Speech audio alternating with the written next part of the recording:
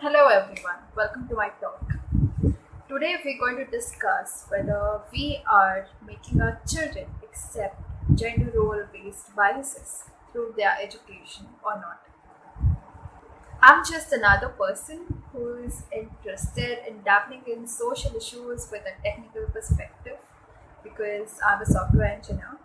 I look for these use cases specifically in NLP because I'm in awe of the sheer potential that NLP has, not only in technical advancement but also for humanity as a whole. Some of my talks are listed in the resource section, and I've also dashed my LinkedIn ID so that you can contact me whenever you want to. A lot of female Japanese learners think of English as an empowering language because the pronoun system in English allows them to convey their thoughts in a more individualistic manner.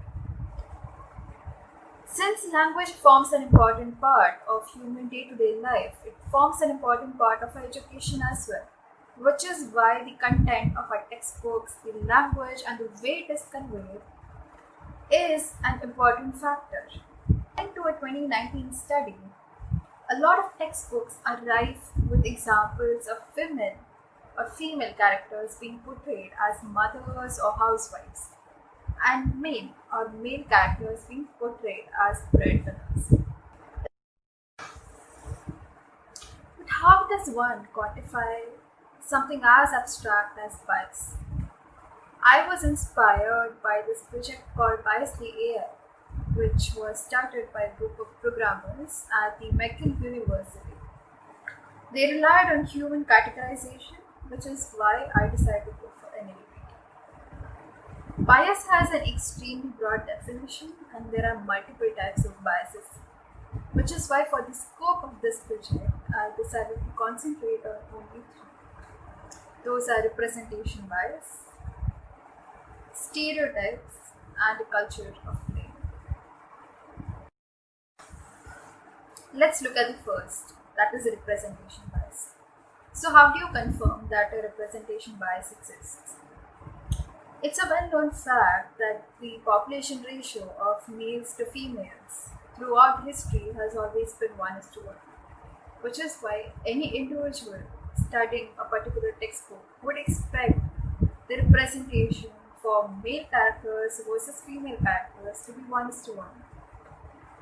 I'm going to show you a small snippet of code. This is a very low level snippet of code in which we try to extract the male pronouns and female pronouns from a textbook. And then we try to count the number of male pronouns versus the number of female pronouns to find out the percentage of representation of each. This algorithm was then perfected to include named entities, that is proper nouns, by labeling those proper nouns individually to find out the actual representation.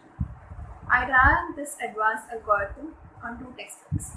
One was an NCERT Indian textbook and the other one was an American textbook.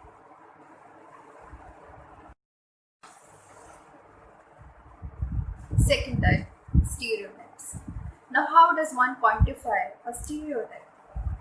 If you look at the stereotypical adjectives that are given to female characters, they are mostly communal. They are also descriptive: beautiful, lovely, kind, generous.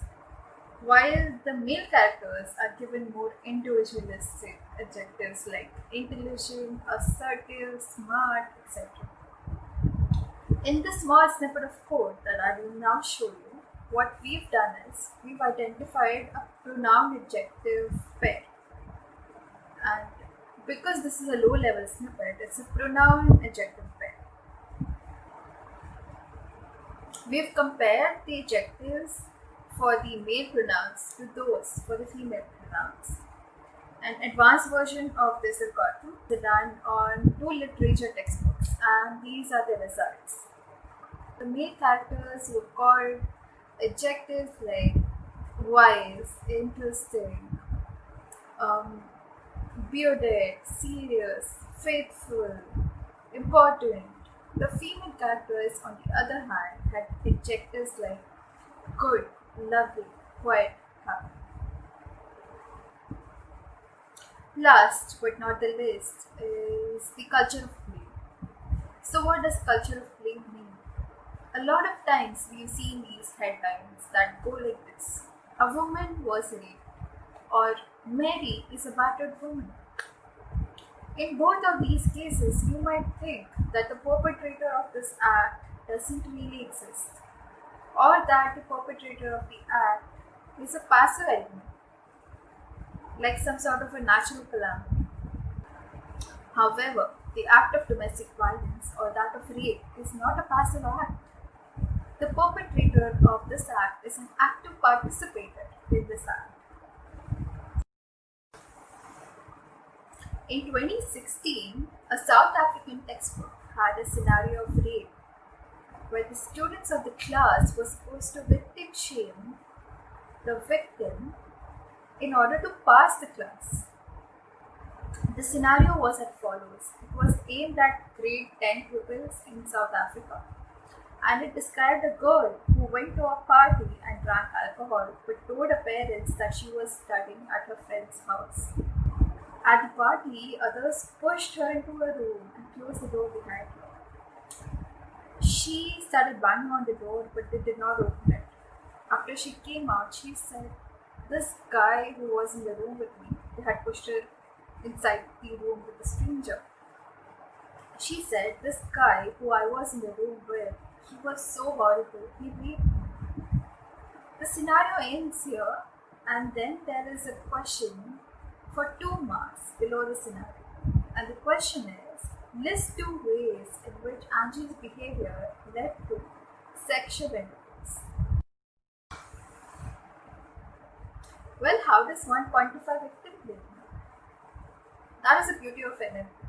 You can quantify anything that has a basis in language. There is a linguistic psychological model called path model of blame.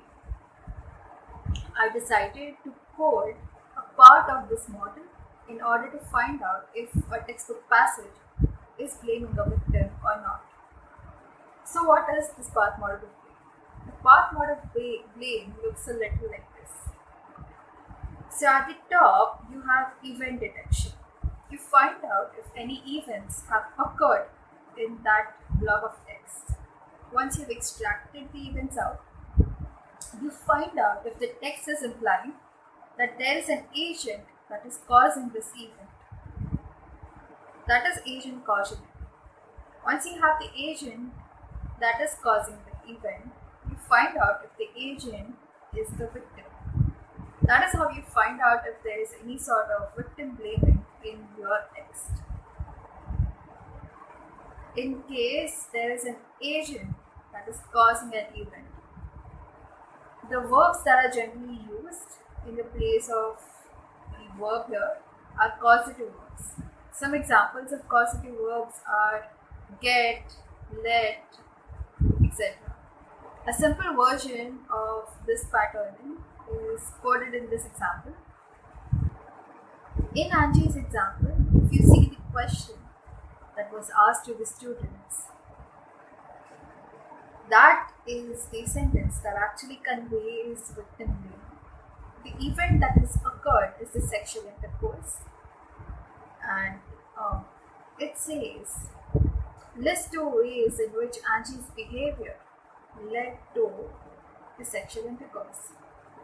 Led is a past form of the verb let, and Angie's behavior is being blamed, which basically means Angie is being blamed, where Theresa May is being blamed for casualties in Syria.